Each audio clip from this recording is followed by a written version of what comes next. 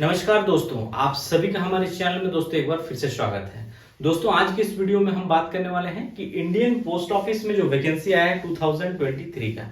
अक्सर आप में से ज्यादातर लोग दोस्तों इंडियन पोस्ट ऑफिस वैकेंसी का इंतजार करते हैं। तो 2023 के अंतिम में अगर देखा जाए तो पोस्ट ऑफिस की वैकेंसी आ चुकी है। तो इससे रिलेटेड सभी जानकारी मैं इस वीडियो में आपको दूंगा, जिसमें से अगर बात करें तो टोटल पोस्ट से लेकर कौन कौन से पोस्ट की वैकेंसीज आई ये भी मैं डिस्कस करूंगा। योग्यता, उम्र सीमा, वेतन आपको क्या मिलेगा, कब से कब तक आवेदन होगा और साथ ही आपका सिलेक्शन कैसे होगा, ये बहुत ही इंपॉर्टेंट है दोस्तों। इंडियन पोस्ट ऑफिस में जो लोग इंतजार कर रहे हैं, देखिए इसमें सिलेक्शन को लेकर बहुत लोग ये दुविधा में रहते हैं कि बिना एग्जाम का इसमें सिलेक्शन हो जाता है। तो इस वैकेंसी में भी दोस्तों आपको कोई परीक्षा नहीं देना होगा, सिलेक्शन होगा। कुछ बेसिक्स क्राइटेरिया रूल्स है उसको मैं बताऊंगा इस वीडियो में। और इस प्रकार के और भी अगर गवर्नमेंट जॉब से अपडेट रहना चाहते हैं दोस्तों तो चैनल को सब्सक्राइब, लाइक, शेयर जरूर करिएगा, ठीक है। अब देखिए टोटल वैकेंसी जो आया है इंडियन पोस्ट ऑफिस में वो है 1899 पदों की वैकेंसीज है। यानी अप्रोक्सीमेट अगर देखा जाए तो 2000 के आसपास वैकेंसीज है दोस्तों, जो कि अगर देखा जाए तो बहुत बड़ी मात्रा में वैकेंसीज है। और हर बार आप लोग देखे होंगे कि जीडीएस की वैकेंसीज आता था, ग्रामीण डाक सेवक, बट यहाँ पे ग्रामीण डाक सेवक की वैकेंसीज नहीं है। इसमें अलग अलग पदों की वैकेंसीज आया है पोस्ट ऑफिस में, जिसमें से नंबर 1 देख सकते हैं पोस्टल असिस्टेंट की वैकेंसीज है। फिर देखेंगे सॉर्टिंग असिस्टेंट है, पोस्टमैन की वैकेंसीज है, मेल गार्ड है और एमटीएस। एमटीएस आप में से ज्यादातर लोग नाम सुने होंगे, सीएचएसएल के थ्रू जो वैकेंसीज एसएससी के थ्रू लिया जाता है एमटीएस, मल्टीटास्किंग स्टाफ, तो इसमें भी एमटीएस की वैकेंसीज आया हुआ है। अब देखिए एक एक पदों की बात करें क्वालिफिकेशन, तो यहाँ पे पोस्टल असिस्टेंट में मैं यहाँ पे बीए पास लिखा हूं, मतलब सिंपल सा है कि ग्रेजुएट लड़का होना चाहिए। जरूरी नहीं कि वो आर्ट सेक्शन से ही हो, किसी भी सेक्शन से हो, आर्ट से हो, साइंस से हो, कॉमर्स से हो, बीटेक हो या फिर बीसीए वगैरह जो भी किए हैं, बट ये सिंपल ग्रेजुएट चाहिए। कोई परसेंटेज इसमें क्राइटेरिया नहीं है कि 50% होना चाहिए, ऐसा कुछ नहीं है। सिंपल ग्रेजुएट अगर आप हैं तो आप इसमें भर सकते हैं पोस्टल असिस्टेंट। देखिए सॉर्टिंग असिस्टेंट, इसमें भी वही प्लेन ग्रेजुएट मांगा गया है, यानी किसी भी सेक्शन से हो आप, चाहे आर्ट्स हो, साइंस हो, कॉमर्स हो, भर सकते हैं। पोस्टमैन में 10+2 इंटरमीडिएट पास मांगा गया है दोस्तों, ठीक है। किसी भी, देखिए यहाँ पे एक चीज मैं बता दूं कि ये जो है बीए पास ग्रेजुएशन, ये भारत के किसी भी मान्यता प्राप्त संस्थान से अगर आप पास आउट हैं तो आप फॉर्म को भर सकते हैं। ऑल इंडिया की वैकेंसीज है। अगर ये वैकेंसी देखेंगे तो हर स्टेट वाइज वैकेंसीज का एक लिस्ट है। मैं इसका जो पीडीएफ है दोस्तों या नोटिफिकेशन वो टेलीग्राम चैनल में दे दिया हूं, आप चाहे तो वहां से डिटेल्स में भी इसका नोटिफिकेशन को आप पढ़ सकते हैं, एनालिसिस कर सकते हैं।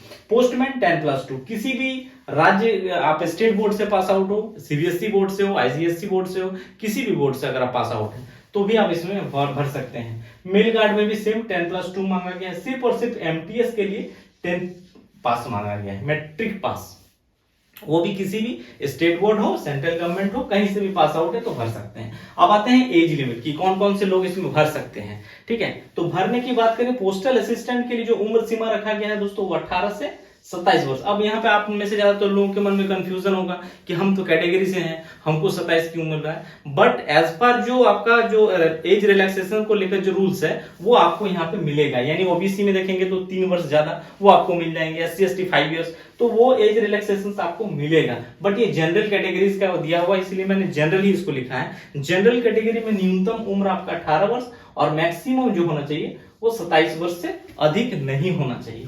तो उसी प्रकार इसमें दिया हुआ है। सॉर्टिंग असिस्टेंट में सेम है, 18 से 27 वर्ष। पोस्टमैन में देखेंगे तो इसमें भी 18 से 27 वर्ष, और मेल गार्ड में देखेंगे इसमें भी 18 से 27, और एमटीएस में सिर्फ अगर कम कर दिया है, यानी 18 न्यूनतम तो होना ही चाहिए, बट मैक्सिमम जो है वो 25 रखा गया है, यानी 25 को क्रॉस नहीं होना चाहिए। अब आते हैं सबसे इंपॉर्टेंट, जहां पे सब लोगों का ध्यान रहता है, वो है वेतन, सैलरी कितना मिलेगा आखिर। क्योंकि लोग आज के समय जितने भी लोग हैं गवर्नमेंट जॉब करते हैं, करना चाहते हैं, तो बेसिकली वो है कि उसको एक मुश्त महीना में एक सैलरी मिल जाएगा। इसीलिए लोग गवर्नमेंट जॉब को ज्यादा प्रिफर करते हैं हमारे इंडिया में खासकर। तो इसीलिए यहाँ पे सैलरी का भी डिस्कस मैं कर लेता हूँ। देखिए अगर देखेंगे पोस्टल असिस्टेंट में तो यहाँ पे आपको अच्छा सैलरी देखने को मिलेगा। इसका बेसिक देख सकते हैं दोस्तों, 25,500 से लेकर 81,100। इसके अलावा डीए टीए जो भी है वो भी आपको एक्स्ट्रा इसमें मिलेगा, मेडिकल वगैरह जो भी चीज है, ठीक है। सॉर्टिंग असिस्टेंट में देखेंगे तो ये भी सेम रखा गया है, यानी यही यहाँ पे भी लगेगा। सॉर्टिंग असिस्टेंट का भी सेम रखा गया है। और आते हैं फिर तीसरा पोस्टमैन में, देखते हैं तो पोस्टमैन का थोड़ा कम है। अगर देखेंगे क्योंकि ये 10+2 लेवल की वैकेंसीज है, इसीलिए इसका बेसिक जो रखा गया है 21,700 से लेकर 69,100 तक बेसिक है। बाकी इसमें भी आपको DA जो है दोस्तों वो मिल जाएगा, और मेल गार्ड भी सेम रखा गया है, यानी एकदम पोस्टमैन वाला, ठीक है। और इसके बाद MTS का और थोड़ा लो लेवल है, चूंकि 10th लेवल की वैकेंसीज है, तो इसका यहाँ पे दिया है बेसिक 18,000 से लेकर 56,900 रखा गया है, और इसमें भी आपका DA जो है वो चीज मिल जाएगा। तो ये रहा वेतन। अब आते हैं सबसे इंपॉर्टेंट चीज कि आवेदन और सिलेक्शन प्रोसेस के बारे में एक बार डिस्कस करेंगे। तो आवेदन में पहले बता देना चाहता हूं दोस्तों कि इसका जो ऑनलाइन आवेदन होगा वो 10 नवंबर से शुरू हो चुका है। जिन दोस्तों को आवेदन करना हो आप लोग जाइए इंडियन पोस्ट ऑफिस के साइट में जाके इसको आप आवेदन जरूर करिए। 10 नवंबर से ये चलेगा आपका 9 दिसंबर 2023 तक। इसमें ऑनलाइन एप्लीकेशंस मांगा गया है इंडियन पोस्ट ऑफिस की तरफ से, तो आप यहाँ पे डाल सकते हैं। और इसके बावजूद अगर किसी भी प्रकार की त्रुटि हो जा रहा हो, कोई गलती हो जा रहा हो, फॉर्म भरते वक्त होता है, स्वाभाविक है, तो उसमें संशोधन का भी एक डेट रखा गया है, जो कि अगर देखेंगे 10 दिसंबर से 14 दिसंबर के बीच आप इसमें करेक्शंस कर सकते हैं अपने फॉर्म में, अगर कोई भी किसी भी प्रकार की त्रुटि या खामी गलतियां हो जाती है तो, ठीक है। ये हो गया। अब आते हैं सिलेक्शन प्रोसेस। देखिए दोस्तों, सिलेक्शन प्रोसेस इसमें अगर देखेंगे तो ये जो आपको वैकेंसीज दिख रहा है, तो दोस्तों यहाँ पे देख सकते हैं टोटल वैकेंसी 1899 पदों की वैकेंसीज है, और ये टोटल वैकेंसीज की बात करें तो ये स्पोर्ट्स कोटा की वैकेंसीज है। यानी सिलेक्शन जो होगा ये मूल रूप से आपका स्पोर्ट्स सर्टिफिकेट के बेसिस पे होगा, यानी जिसके पास जितना हायर एजुकेशन स्पोर्ट्स से रिलेटेड सर्टिफिकेट होगा उनको ज्यादा प्राथमिकता दी जाएगी। सिंपल सी बात है, इसमें परीक्षा नहीं होगा। आपका स्पोर्ट्स कोटा से रिलेटेड जो भी सर्टिफिकेट है उसी को आपके मेरिट का आधार बनाया जाएगा, और उसी बेसिस पर सिलेक्शन होगा, ठीक है। यानी अगर देखा जाए तो जिस तरह से स्पोर्ट्स से रिलेटेड आज के समय अगर देखेंगे तो भारत सरकार के द्वारा हर स्पोर्ट्स रिलेटेड एक्टिविटी को ज्यादा प्रायोरिटी दिया जा रहा है। रीजन अगर यह है कि अगर आप स्पोर्ट्स में बहुत अच्छे लेवल तक नहीं भी पहुंच पाते हैं, स्टेट लेवल के हो, नेशनल लेवल के खिलाड़ी नहीं भी बन पाते हैं, बट अपने स्कूल एजुकेशन से लेकर आप जो कॉलेज एजुकेशन तक अगर आप अच्छे स्पोर्ट्स रिलेटेड प्लेयर रहे हैं, तो उन सर्टिफिकेट्स का देखिए यहाँ पे कितना आपको ज्यादा प्रायोरिटी दिया जा रहा है, क्योंकि आपका सिर्फ और सिर्फ उसी सर्टिफिकेट के बेसिस पे यहाँ पे सिलेक्शन होगा। यानी स्पोर्ट्स रिलेटेड जो भी आपके पास बढ़िया सर्टिफिकेट है, जितने भी हायर लेवल का, उसको ज्यादा प्रायोरिटी दिया जाएगा और उन्हीं का सिलेक्शन होगा। तो ये एक तरह से गुड अपॉर्चुनिटीज है वैसे स्टूडेंट के लिए जो स्पोर्ट्स रिलेटेड एक्टिविटी में शुरू से स्कूल लाइफ से लेकर कॉलेज यूनिवर्सिटी तक जुड़े रहे, उन लोगों के लिए एक बढ़िया वैकेंसीज का अवसर है दोस्तों। तो जरूर भरिए, मैं सभी को यही कहूंगा।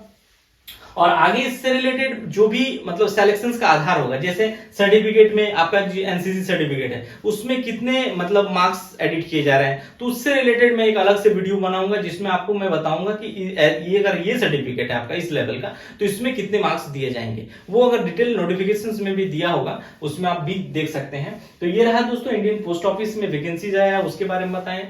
आगे इससे रिलेटेड जो भी अपडेट होगा उसके बारे में भी जानकारी दूंगा। और गवर्नमेंट जॉब से अगर आप अपडेट रहना चाहते हैं तो चैनल को सब्सक्राइब, लाइक, शेयर जरूर करिएगा। Thank you.